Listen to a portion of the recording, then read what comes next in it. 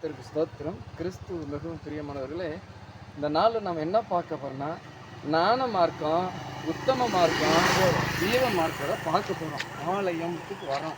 ஆனால் ஆலயத்துக்கு வரும்போது பாருங்கள், கேப் இருக்குது. எதுக்குன்னா கல்யாணத்துக்காக தான் ஆலயத்துக்கு வருவாங்க. நம்ம அறியாத ஜனங்கள் வேதத்தை எடுத்துக்கிட்டு கல்யாணத்துக்கு மட்டும்தான் சர்ச்சுக்கு வருவாங்க. மற்ற நாள் எட்டியோட பார்க்க மாட்டாங்க. பார்த்துக்கணும். அப்படி இருக்கக்கூடாது. தொடர்ந்து ஆலயத்துக்கு வரணும். அடுத்தது பார்த்தீங்கன்னா, கல்லறைக்கு போவாங்க. கல்லறை திருநாளுக்கு, அதாவது நவம்பர் 2ஆம் தேதி நினைக்கிறேன். அப்படி தான் கல்லறைக்கு மட்டும்தான் போவாங்க. ஆனால் தொடர்ந்து ஆலயத்துக்கெல்லாம் வரமாட்டாங்க. ஆலயத்தில் உணர்வடைந்து மனதெல்லாம் திரும்ப மாட்டாங்க. பார்த்துக்கோங்க, அப்படி இருக்கக்கூடாது.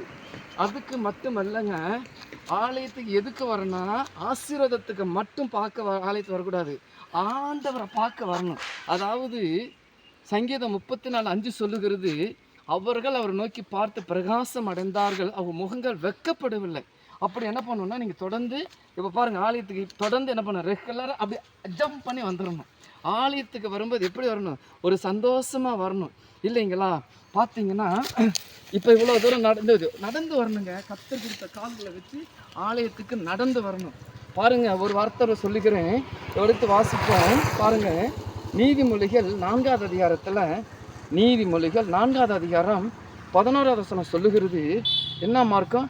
ஞான மார்க்கத்தை நான் உனக்கு போதித்தேன். ஞான மார்க்கம், ஜீவ மார்க்கம். என்னென்ன மார்க்கம் பார்த்தீங்களா? ஞான மார்க்கம். அதாவது கவனிங்க, சங்கீதம் 119 முதல் வசனம் சொல்லுது, உத்தம மார்க்கம் இருக்குது இல்லைங்களா? அடுத்தது ஞான மார்க்கம், நீதிமொழி 4:10 ஞான மார்க்கம் இருக்குது. அடுத்தது அப்போஸ்தலர் 2:28 ஜீவ மார்க்கம். நம்ம தொடர்ந்து ஆலயத்துக்கு வரும்போது ஆண்டவர் பார்க்க தாங்க வரணும். கர்த்தாவே, இதை பார்க்குற கேட்குற ஒவ்வொருவருக்காக நன்றி செலுத்துகிறோம். குடும்பமாக யோசு 24:15 சொன்னது போல், நானும் என் வீட்டாருடைய கர்த்தரை சேவிப்போம், சேவிக்க கர்த்தர் கிருபை தாரும், காத்துக்கொள்ளும், மகிமைப்படும். கர்த்தர் இயேசு நாமத்தில் கேட்குற நல்ல பிதாவே, ஆமென்.